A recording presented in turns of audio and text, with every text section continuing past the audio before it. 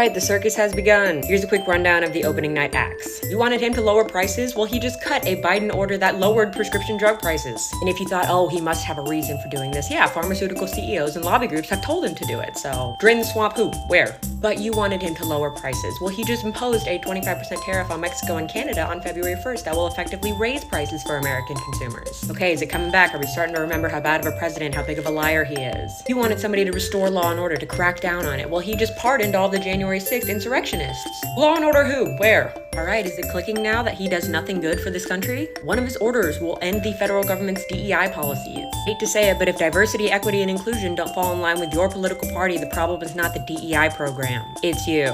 And not recognizing or promoting gender identity or gender ideology doesn't change who those people are. It only puts you on the wrong side of history and science, which I'm sure you're used to by now because that's typically where you land. Speaking of being wrong about things, he's trying to define birthright citizenship, which is automatically granted to people born in America, something that is enshrined in our Constitution, knowing that it will face legal challenges and eventually land before the Supreme Court. Rule of law where? What? And with all the extreme weather patterns and natural disasters we've been seeing, I'm sure we can all agree that we don't want to make things worse. You know, something like withdrawing from the Paris Climate Accord. But why would he want to do that? I mean, I thought he had the best interest of the people at heart. But wait, that's just the people who line their pockets destroying our planet and profit off of energy production. Despite the fact that the US is currently producing more oil than any other country in the history of the world under the Paris Climate Accord. What part of that lowered costs? Because a lot of that is going to increase costs for American consumers. It's almost like he doesn't care about you. Or me.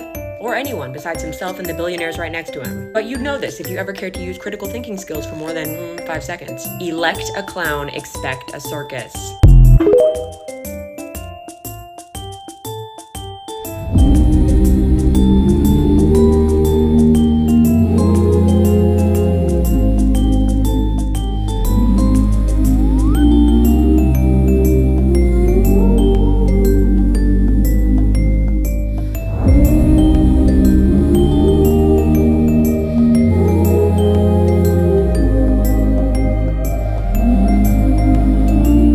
Joe Biden's letter that he left to Donald Trump in the Resolute desk has just been unveiled on Fox News because of course it was. Here it is, let's give this a read. Quote, "As I take leave of this sacred office, I wish you and your family all the best in the next 4 years. The American people and people around the world look to this house for steadiness in the inevitable storms of history, and my prayer is that in the coming years will be a time of prosperity, peace, and grace for our nation.